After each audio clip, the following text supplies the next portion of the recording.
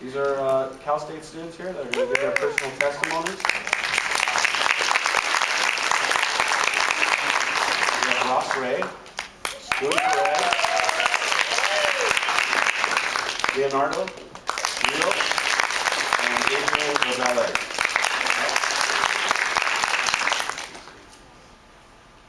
Okay, it's all yours, guys.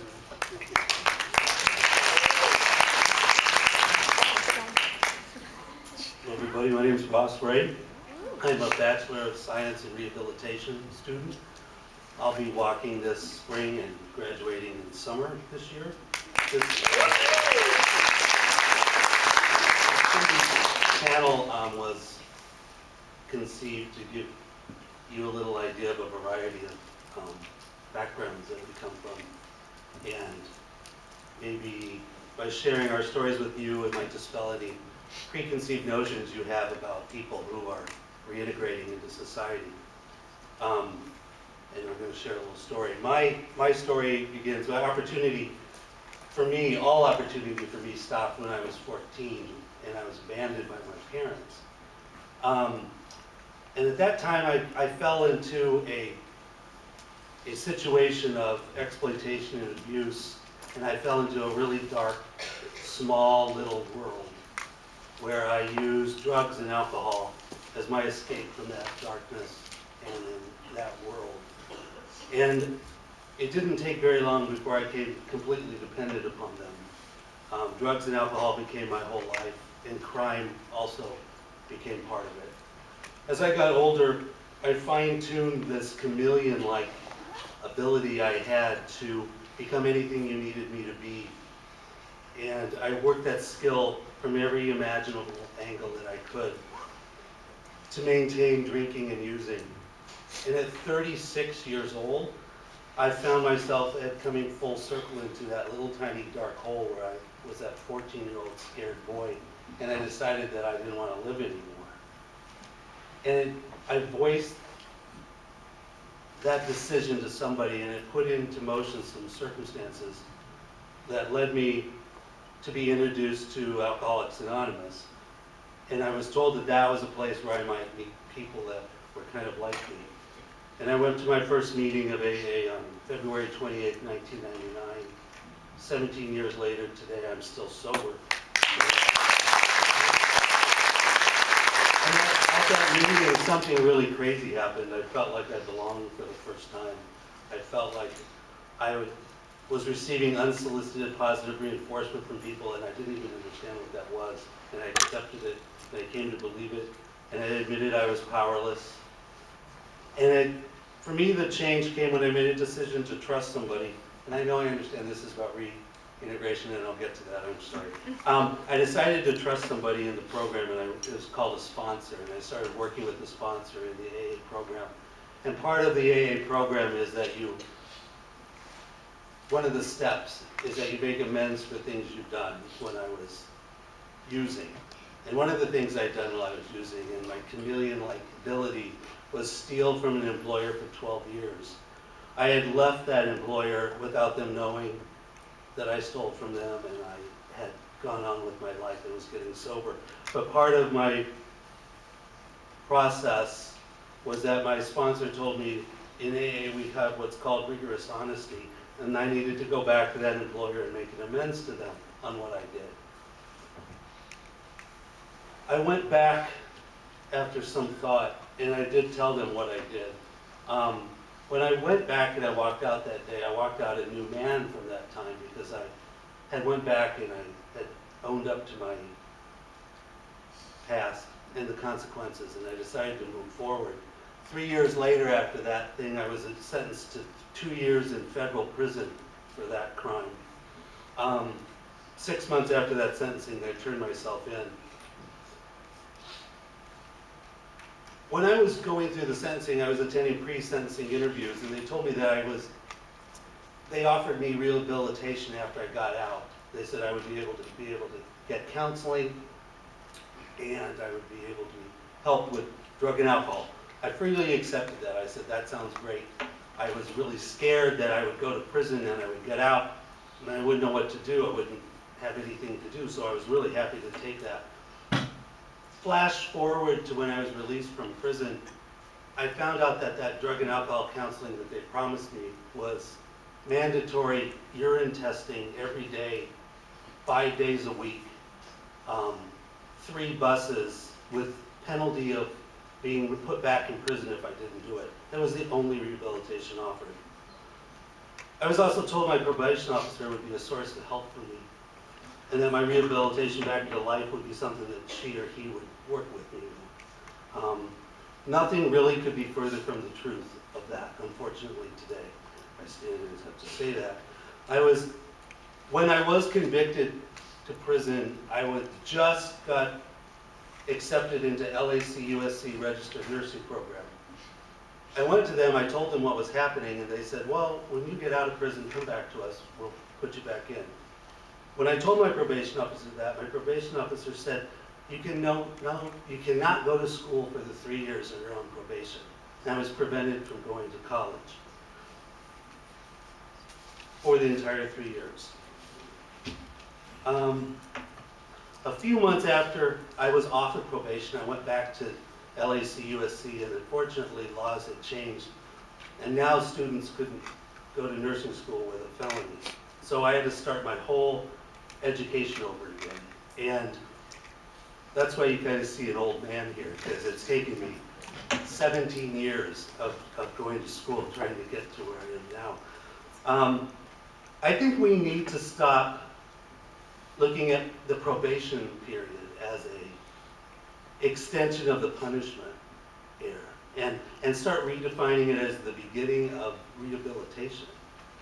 And when it's a time when we should be helping men and women who have been incarcerated and they're coming out and they need to re-enter society in some sort of meaningful way. But we stop them all the time. If these men and women are trying to better themselves and re-enter society, I think we need to advocate for them. That's our job. And if the system, to anyone who's being a probation officer here, if the system's telling you to deny a request for education, buck the system. Do something about that. It has to start with us. It has to start with you. We on probation, when we're on probation, we have no voice. I tried to fight. I couldn't do anything. It seems like there's a collective disinterest in the future of us by the people who hold our future in their hands.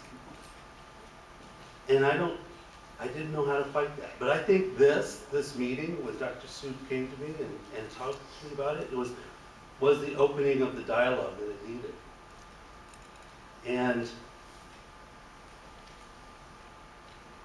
here today, I think we're fighting that collective disinterest. And if we can instill a small seed in any of you who, future probation officers, future counselors that are going to be working with this population, I think then we've done our job. And I don't have any great solutions. Not like this professor, amazing. But one way I think we can change some of our clients' lives is with use of non-contingent reinforcement. And I'll quote my behavioral counseling instructor, Professor Jose Rios, who says that non-contingent reinforcement is magic. It's magic because it changes lives. It's unsolicited, positive reinforcement that us in coming out of prison have not heard in years. And well, some of us have never heard it in our entire lives. And I can't overstate how important it would have been for me in reintegration into society to have a probation officer who was there and was telling me I was doing a good job, who said, oh, you want to go to school? Yeah, I'll let you do that. That's it for me. Thank you.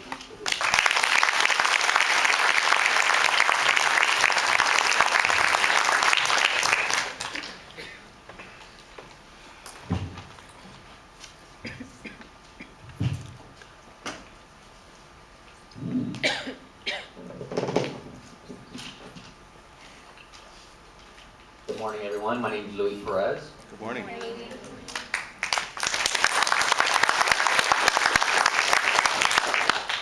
I'm a formerly incarcerated individual who stands here today to share my experience, strength, and hope. I'm currently an undergraduate student. I was ashamed and embarrassed of being formerly incarcerated, and I kept it to myself for years. I have served sentences in the county jail, and I also served a sentence in the state penitentiary as well.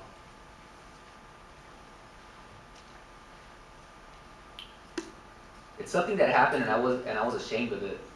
A lot of people have committed acts that would qualify them to be incarcerated. They just never got caught. I'm sure a few of you in the audience would qualify for that. I was involved in sports growing up, and I excelled in sports. During high school, I noticed after sports events and other festivities that I would drink alcoholic beverages to the extreme. At that point in time, I did not know why. Later on in life, I came to understand that I have alcoholism. I also experimented with drugs, and I manifested a drug addiction. Being the alcoholic addict that I was at that time had led me to make many wrong decisions in my life. I do have to admit that I do not regret anything that had happened in the past. I do admit that I could have made better decisions, but what is done, and I accept the decisions I've made. Life is really good for me right now. And if I had not made those mistakes, I wouldn't be where I'm at today, standing in front of you guys at this podium. I was living a life of pitiful and incomprehensible demoralization during my drinking and using days. I had to put these addictions in remission. And I did this with the help of a higher power of my understanding, Alcoholics Anonymous, Narcotics Anonymous, and a great support system. People that believed in me when I could not believe in myself. I was also ashamed of being an alcoholic addict because of the stigma society labels recovering addicts. This is the first time that I would use the word formerly incarcerated. It has a good ring to it. You know, I'm used to ex-con or ex-convict. Don't you agree? Yes. I'm proud to say that I'm part of these fellowships in recovery, and it has changed my life for the best. Society labels the formerly incarcerated as being dangerous criminals and uneducated.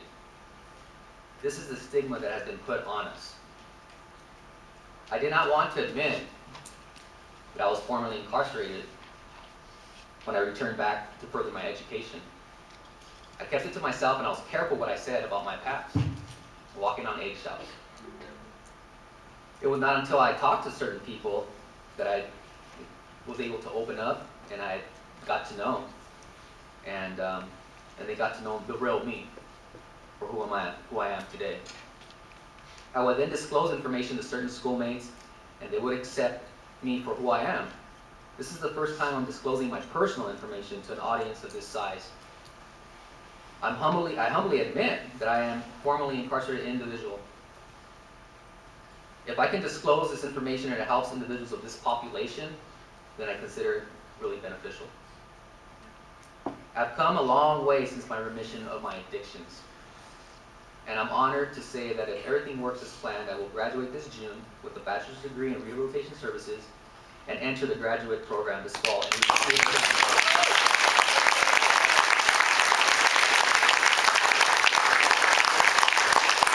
Here at California State University, Los Angeles.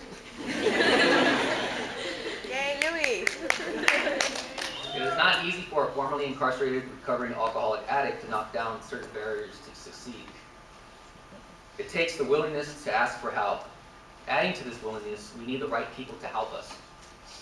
We need people that are compassionate to work with this population, not people who stigmatize the formerly incarcerated. It can be fairly easy to slip right back into those dangerous environments that can lead the formerly incarcerated right back to prison. It becomes a cycle of insanity over and over again. What we need is to help this population become productive members of society. And by doing this, we must help the formerly incarcerated get back into the workforce or lead them to education that will allow them to succeed in a career. It is difficult for this population to find jobs. We cannot get jobs that we desire because of certain questions asked by employers about our past. So instead of making a better living, we often must just settle for jobs which are convict friendly. There is an expungement process, and we must inform the formerly incarcerated of this process. The expungement is not always guaranteed, but if you do not submit the paperwork, the process cannot be started. The formerly incarcerated are labeled an underclass, not a lower class, middle class, or upper class. We're considered an underclass. And certain rights are taken from us. For example, the right to vote or the right to sit in a jury. It's difficult to advance out of this underclass. The formerly incarcerated are put on probation and parole.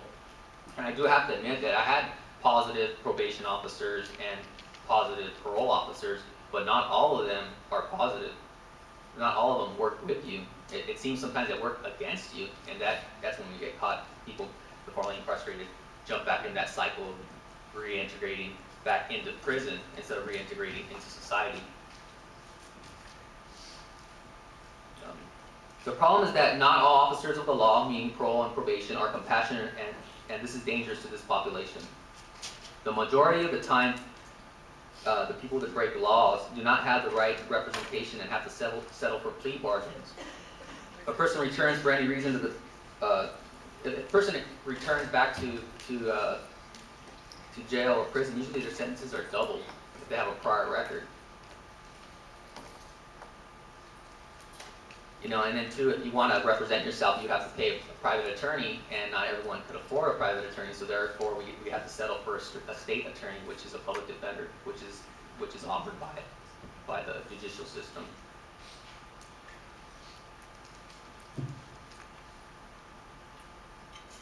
The attorneys are just like the parole and probation officers. You know, if you don't know if you're going to get someone who's going to advocate for you and fight for you. Okay, rehabilitation is the key to helping the formerly incarcerated. Being defined as not helping towards the formerly incarcerated or society. The road that got me to where I'm at today was not easy, and I struggled. But I learned that if I reach my hand out to the right people, there is help available. And I have been able to change my life. Today I'm grateful to be a student here at California State University, Los Angeles. Thank you for your time.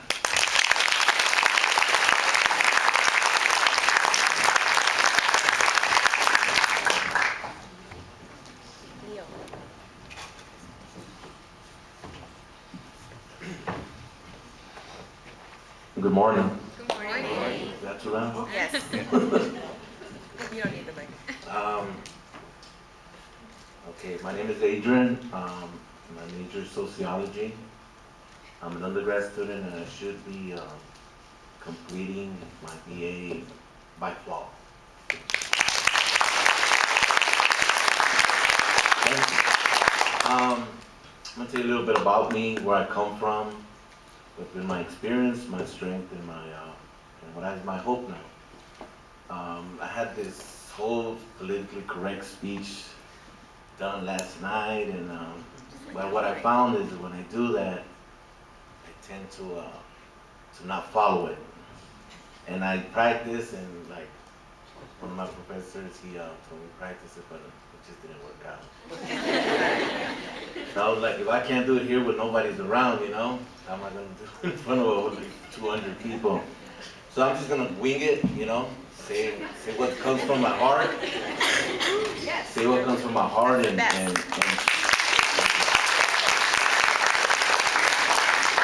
just speak the truth. See, and you know, some might disagree, some might agree, you know, and if you disagree, sorry. There's therapists around here. Okay, I was born and raised on the streets of LA, pretty much. I had a very troubled, dysfunctional upbringing. I don't remember ever being put in one certain neighborhood or community at one point. I had a very alcoholic and abusive father. My mother was constantly at work, so I was basically raised by the streets most of the time. My mother tried her best, I don't blame her.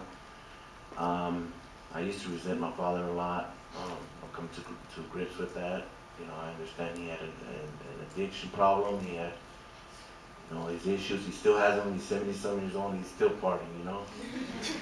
But that's just him, you know, and I can only do what's best for me now, and what's best for my community, and that's why I'm here. And I'm not gonna lie, I'm doing this too, because I'm trying to put it in my resume.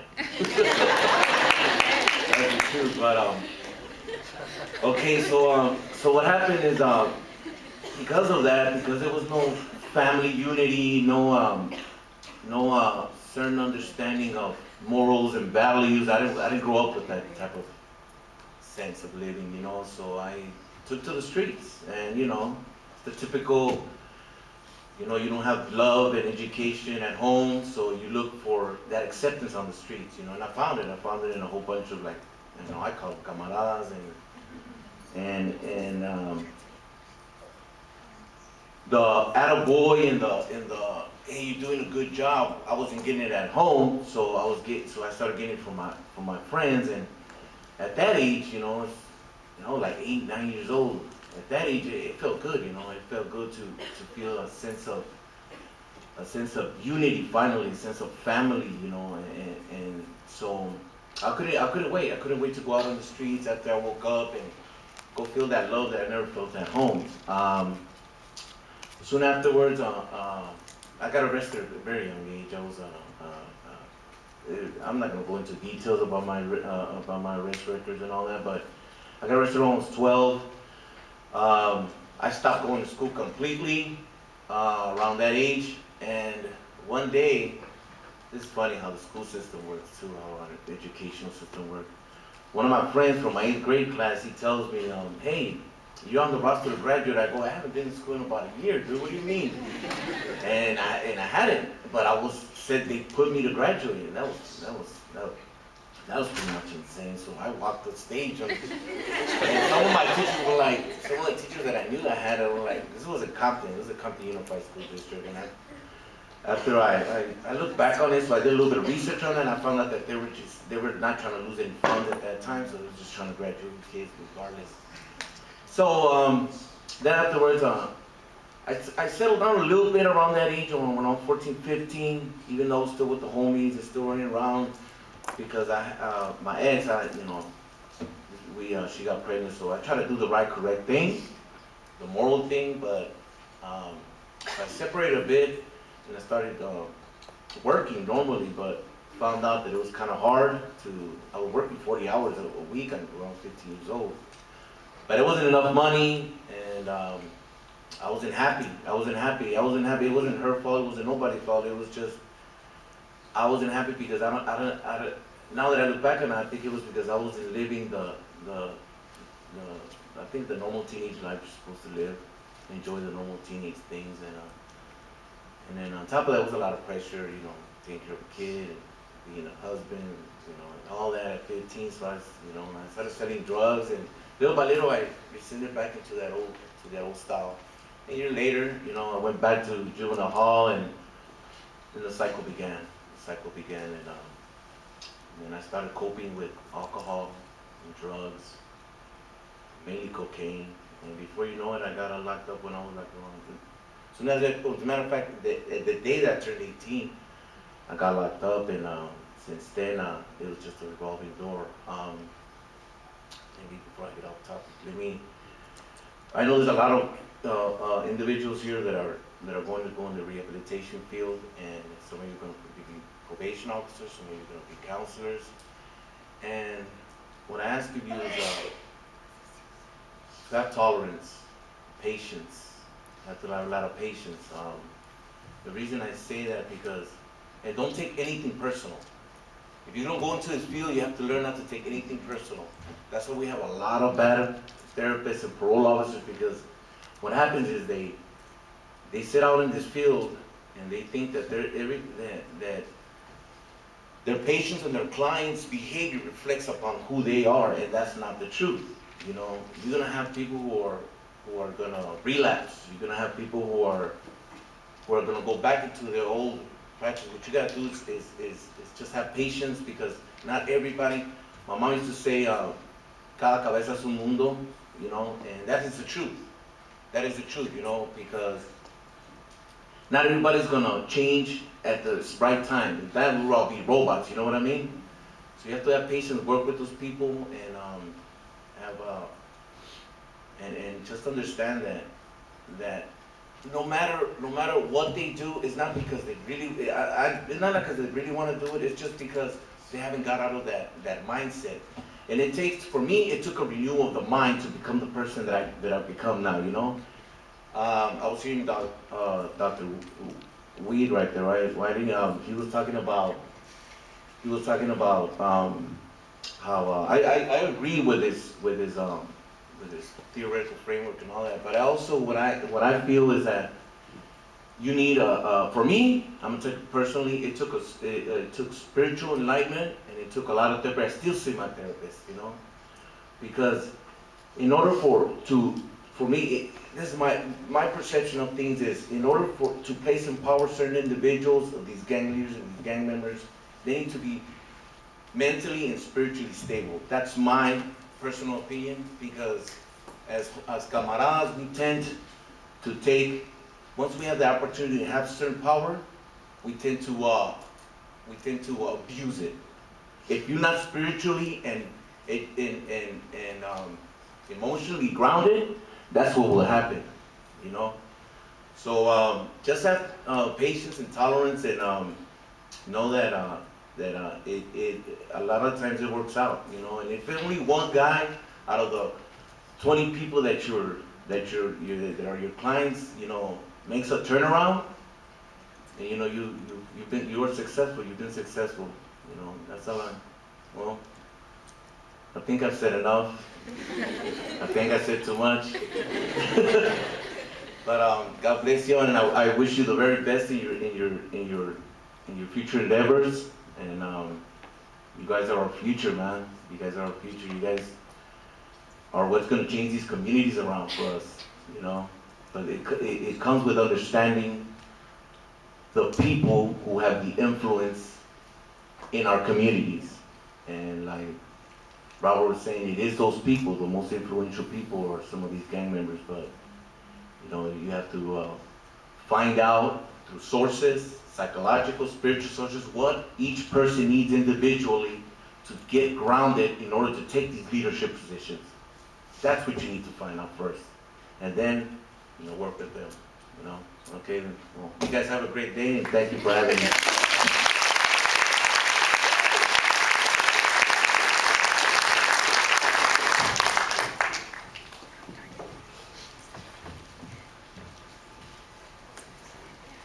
Good morning, everybody. Thank you for coming. I never expected too many people to care. A couple of things I want to talk about is apathy. You know, that sort of plagues our community. When I was asked to speak here, I, you know, ignorantly asked, well, sarcastically asked, why is this important? Like, why are we talking about this? Why are we all here? You know, a lot of impacting points were made, you know, by these panelists. Mainly is how disenfranchised we are as ex-cons. When we get out, there's a lot of confusion, ambiguity, you're trying to adjust. You have to sort of separate yourself from the adjustments that you had to make while getting incarcerated. It's a difficult process, both getting incarcerated, learning the ropes of, you know, prison or county or whatever, and then coming back out and learning to reinvent who you are. Your values, your goals, learning a new set of ethics, because clearly we weren't in there because we were ethical. We were in there because, you know, we learned to be innovators. That's right.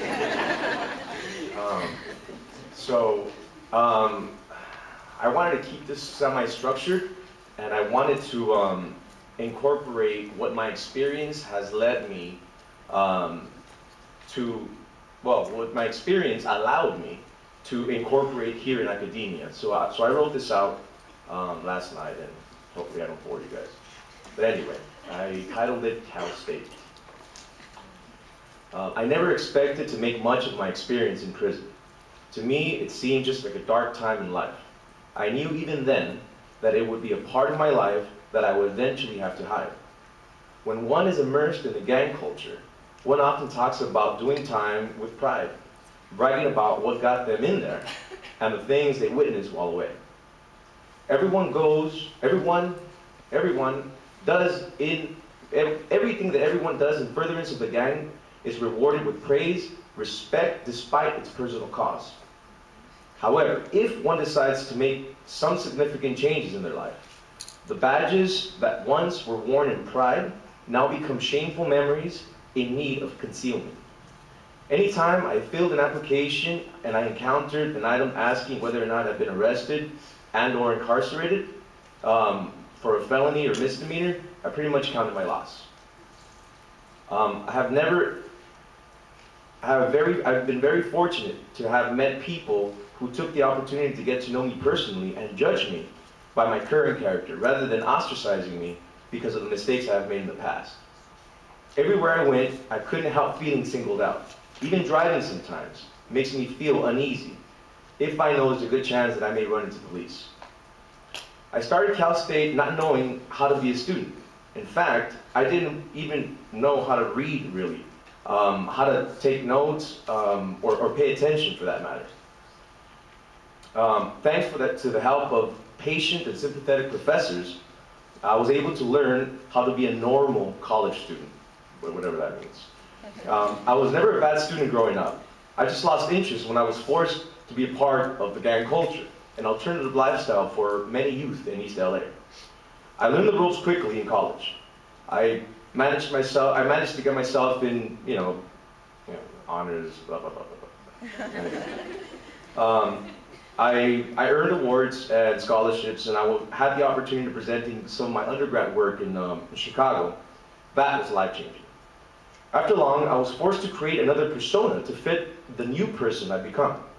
Although I'm still a work in progress, I've come a very long way from who I used to be. My time as a graduate student has been one of the most impacting periods of my life. It has truly broken the last strongholds of my past, and it has helped me to reinvent myself. It allowed me to create meaning to my life experiences and establish a new set of values. I've had the privilege of presenting in front of my graduate cohort and other audiences. This has served to refine my skills as a public speaker and remove my fear of failure. When Dr. Choi asked me to be a guest speaker for one of his undergraduate classes, I was very excited but incredibly nervous. I stopped to think for a second exactly what this opportunity meant to me. It is nearly impossible to get employed in a place that pays a fair wage with a criminal background. Needless to say, to lead a class discussion for an ex-convict is a big deal. What made me especially nervous was the topic I was asked to present. The lecture was on corrections and the unequal racial composition that make up most prisons in the United States. The problem was not so much the academic material I had to cover, but rather the material as it pertained directly to me in my time away. When 1:30 hit on Monday, I gave the class a disclaimer. I said to them, during this lecture, I may become a little weird. I told them that certain questions and certain topics made me feel uncomfortable and that I may exhibit physical symptoms. I confided in them that my experience had lasting effects on me and that I struggled with anxiety. Some of you guys may know this as PTSD. Sure enough, in the middle of the lecture, I started feeling paranoid. My heart started racing, my palms started to sweat, and my mouth got really dry. I started getting tunnel vision. I took a minute to collect my thoughts and breathe. I had to mentally convince myself that I was safe. I told myself this over and over again until I started to calm down. I don't know if anybody has ever experienced a PTSD episode, but if you do, check this out. Immediately following an episode of this degree, I feel incredibly exhausted, but I also feel relaxed. I was able to run the class successfully with no further issues. I tried being as engaging as possible, giving students plenty of room for expression. I opened the floor for questions, allowing them to ask any questions about prison that they weren't familiar with. Not surprising, the general public knows very little about what prison really is and the purpose it serves in our communities. I tried addressing as many questions as time permitted, I intended to end the class early, but everyone was so interested in the topic that we ended at its usual time. This opportunity has opened my eyes about the importance and power of being an educator. One with unorthodox experiences. Who would have thought that inmate T49722 would be running an upper division sociology class? What a world. See, this is just one example of the things that the obstacles that we have to overcome. To add to this collection of obstacles, we have to deal with adjusting to domestic life, with our parents, with our friends and family. We have to somehow divorce our past engagements with people that are still sort of involved in this gang culture or criminal culture or whatever culture that leads you into carceral environments. It's a difficult process. I think with the help and support of my family and other sympathetic folk that saw promise in, not necessarily in me, but in people like me, formerly incarcerated, I was able to thrive. This will be my last quarter here at Cal State. Hopefully, if the stars align, I'll be getting my master's in sociology and moving on to UCLA at the doctoral program.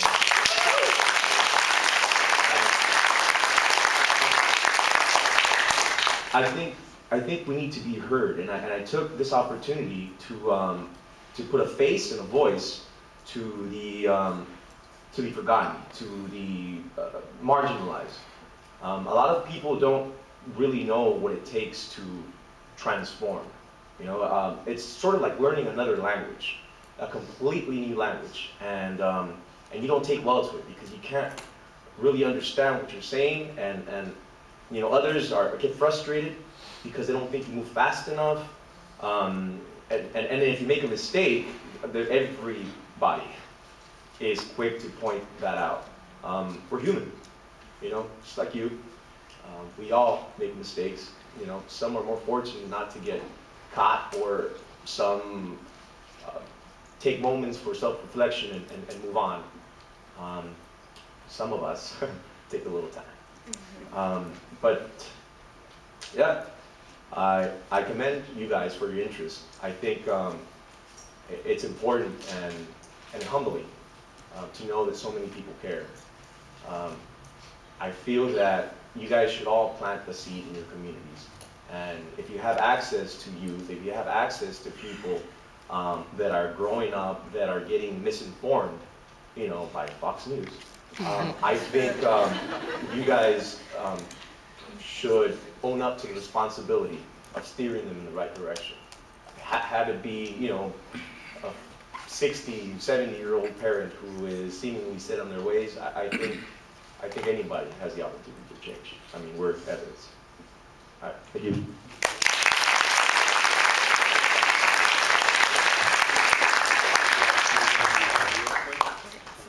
I want to thank you guys for sharing that gift with us. We're very blessed here at Cal State LA for you guys to come out and give us your testimonies.